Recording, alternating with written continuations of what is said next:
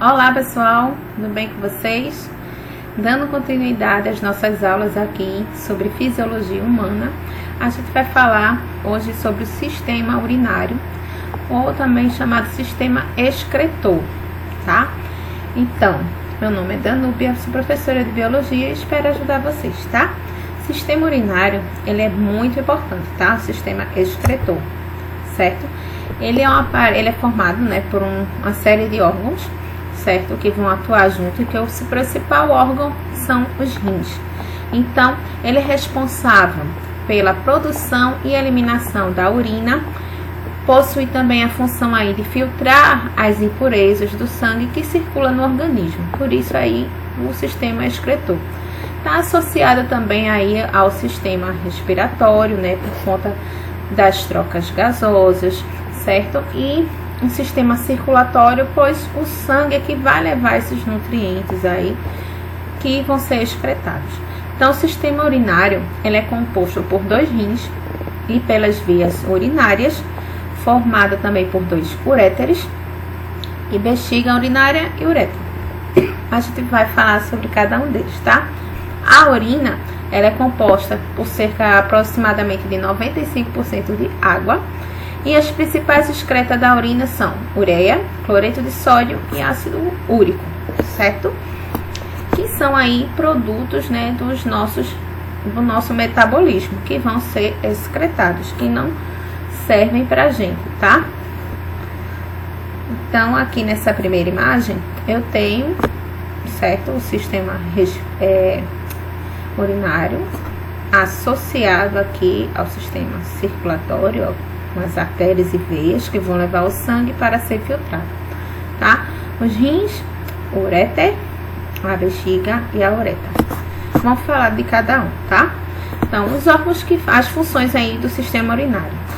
Os órgãos do sistema excretor, eles vão atuar de modo a eliminar as substâncias tóxicas que estão em nível elevado no nosso sangue, tá? Na nossa corrente sanguínea. Então, o processo de excreção, ele vai acontecer através de um líquido que a gente chama de urina, daí o nome também, sistema urinário. Então, a excreção, ela vai garantir a homeostase. Então, o que é isso? É o equilíbrio interno do organismo, tá? Das substâncias do nosso metabolismo, é o nosso equilíbrio interno do nosso metabolismo, tá? O equilíbrio homeostático. Então, ele faz isso por meio do controle aí do volume de água, eliminação de resíduos que são resultados aí da quebra de proteínas, né? E também do nosso ácido nucleico. Então, a principal excreta presente vai ser na urina vai ser a ureia, tá? A gente vai falar agora de cada órgão do sistema excretor, do sistema urinário, certo? Começando pelo órgão principal aí, que é o rim, que é onde acontece, né, todo esse controle aí metabólico, toda essa eliminação, filtração aí do nosso sangue e dos nutrientes, a eliminação das excretas, onde vai ser produzida a nossa urina. Então, os rins, eles são órgãos que se situam na parte posterior da cavidade abdominal. A gente encontra ele um pouquinho alojado lá nas costas. Às vezes, gente, o sinal de dor nas costas pode ser o nosso rim dando alerta aí de que ele não está funcionando direito, certo? Está precisando de mais água, que pode estar com algum problema. Então, um alerta aí para vocês, porque ele está localizado nessa área, tá? Eles são de cor vermelha escura, tem formato parecido com um grãozinho de feijão, como tá aqui na imagem, e o tamanho é aproximado de uma mão fechada, tá? Pequenininho. Os rins se ligam ao sistema circulatório através da artéria renal, tá? E da veia renal, que tá aqui nessa imagem, tá? Veia renal e artéria renal, certo? Que é por onde eles se ligam.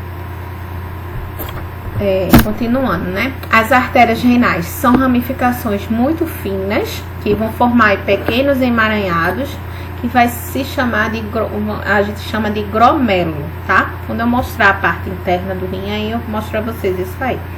Então, cada glomérulo, ele é envolvido por uma estrutura arredondada que a gente chama de cápsula glomerular ou cápsula de Bowman, tá? Então, isso aqui é a parte interna, certo? De um rim. Quando observamos ele internamente, a gente vai ver aqui, ó, esse córtex renal e aqui é a medula, certo? Então, nesse córtex, o córtex ele tá localizado na parte mais externa e a medula é a parte mais interna, certo? Que é a visualizada aqui. Então, a porção superior do uréter, tá? Ela é denominada pelve renal, que tá ligada isso aqui, e ela vai se ramificar nos cálices menores, né? Vão formar os cálices maiores, os cálices menores, que é da onde vai formar a urina aqui, que vai ser encaminhada pelo uréter até a bexiga. O córtex, gente, é onde, certo? É a unidade funcional, tá? Do rim, é onde vai ocorrer aí a filtração, né? Vai estar as ramificações, certo? Das artérias, onde vai ser levado o sangue, tá? Pro rim. E essa parte da medula é onde é formado a urina, a nossa excreção, tá? Imagine esse rim como se fosse uma laranja. A casca da laranja seria o córtex, uma laranja cortada ao meio. A casca da laranja seria o córtex e aquela parte onde tem os gominhos seria a medula renal. Então, quando a gente espreme a laranja, né, a gente tá estourando aqueles gominhos, é dali que sai o líquido, né? O líquido que a gente acha tão saboroso. Então, esse líquido, imagine que aqueles gomozinhos da laranja seria a medula e é dali, aquele líquido seria a urina que foi produzida. Aí essa urina que ela é produzida, ela vai ser caminhada aqui, certo? Dos uréteres para a bexiga. Então, as unidades funcionais aí dos rins, que eu falei, que é onde vai estar lá naquela parte do córtex, são os néfrons, tá? Os néfrons são a unidade funcional de um rim. Se a pessoa tem algum problema, por exemplo, no seu funcionamento, no funcionamento renal, ela vai procurar um nefrologista, um especialista em nefrologista, tá? Nos néfrons. Então, eles são constituídos pelo corpúsculo renal e pelos túbulos renais. Então, aqui é o rim, certo? Aqui, ó, onde tá apontadinho aqui no córtex, a gente vai encontrar esse tecido aqui, que é onde está o néfron, tá? Então, o corpúsculo renal também é chamado de corpúsculo de Malpighi. Ele é formado por um glomérulo, aqui, tá? Esses glomérulos enovelados de capilares. São vários capilares, né? São ramificações lá das artérias que estão envolvendo aí essa estrutura, tá bom? Então, são vários capilares que vão levar o sangue. Então, os túbulos renais, eles partem dessa cápsula, tá? E apresentam uma sequência de túbulozinhos. Aqui, o túbulo proximal é o túbulo que está perto dessa cápsula, por isso que a gente chama proximal, contorcido.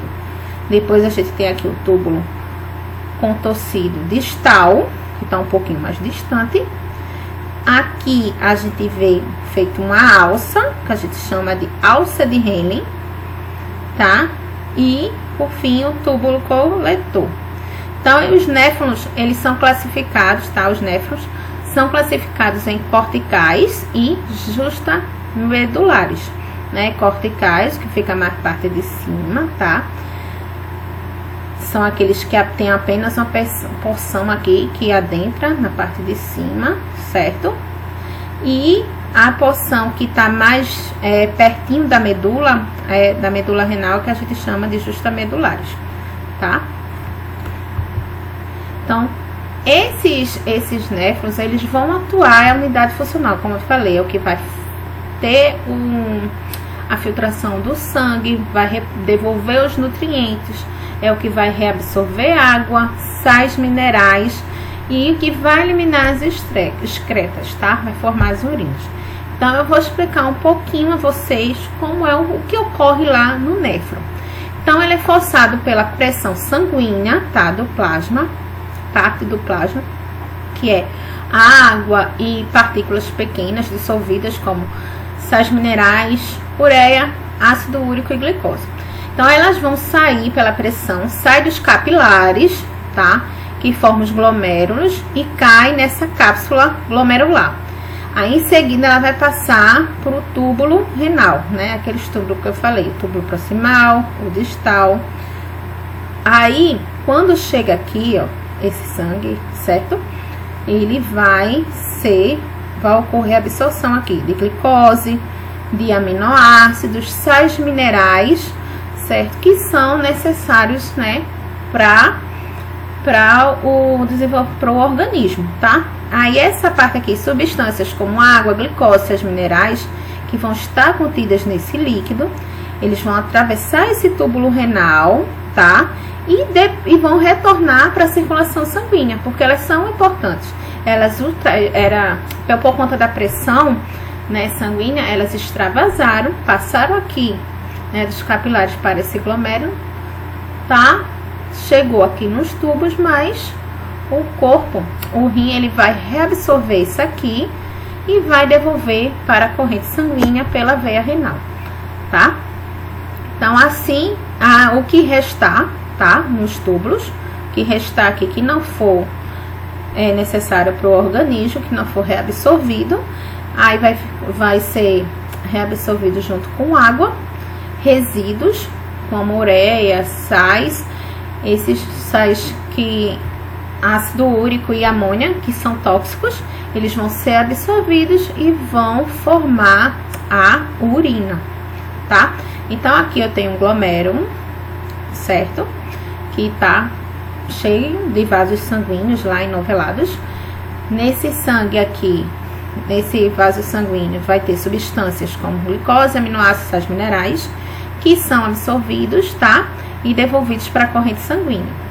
Aí, nesse ladinho aqui na alça de Henle, a gente observa, né? Eu tenho, de um lado, eu tenho a água e o sal, certo? Por osmose, né?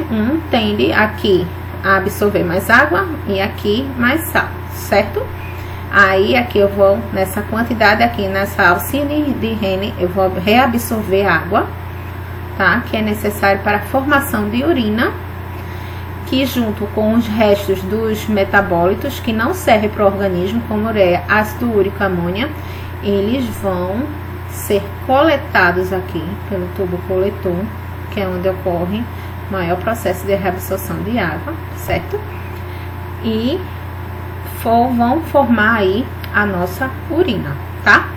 Então, o que é bom, que acontece nos néfrons é o seguinte: o que for de nutriente positivo para o nosso organismo, ele vai ser devolvido para a corrente sanguínea. O que não for, vai ser eliminado junto com a água, tá? E sais que são reabsorvidos aqui pelo caminho, pela alça de Henle, pelo restante dos túbulos do néfron, caminhados para o ducto, tá? Para o tubo coletor e levados lá para o uréter, que vai caminhar para a bexiga, que seria aí a nossa urina, tá? Então, aqui eu tenho uma imagem melhorzinha, certo? Um glomérulo, a cápsula de Bowman, que eu falei, que é onde vai estar aqui os capilares.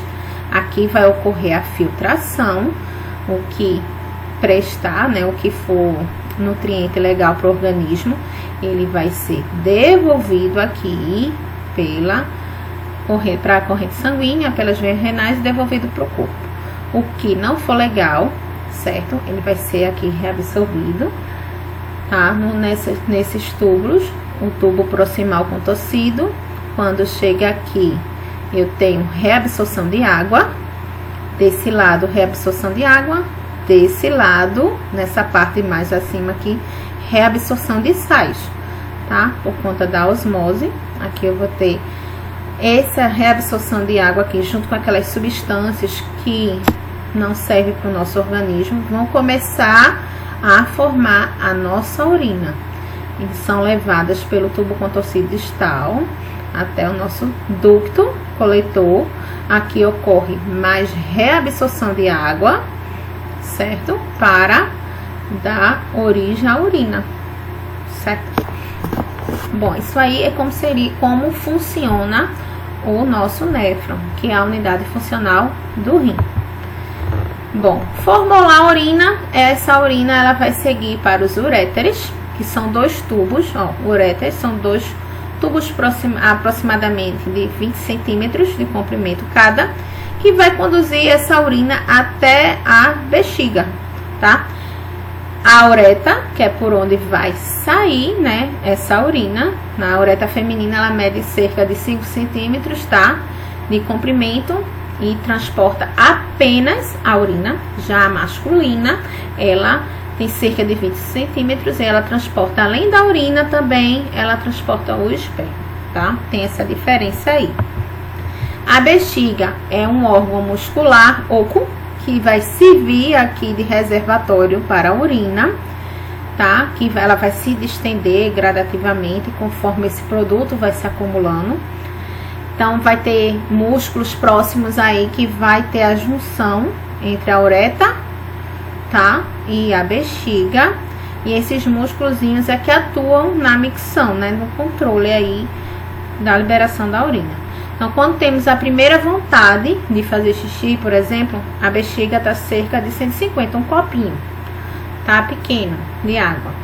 Quando a sensação já tá apertada, o copinho já tá maior, né? Tipo aquele copinho de 300, tá? A capacidade média, máxima aí de uma bexiga é de 700 a 800 ml. Então, a gente tem até condição de segurar essa urina aí um pouquinho mais que esse copinho, certo? Mas pode ocasionar aí problemas no futuro, né? Como esses músculos que controlam isso aqui, eles relaxam demais, né? Eles perdem a funcionalidade.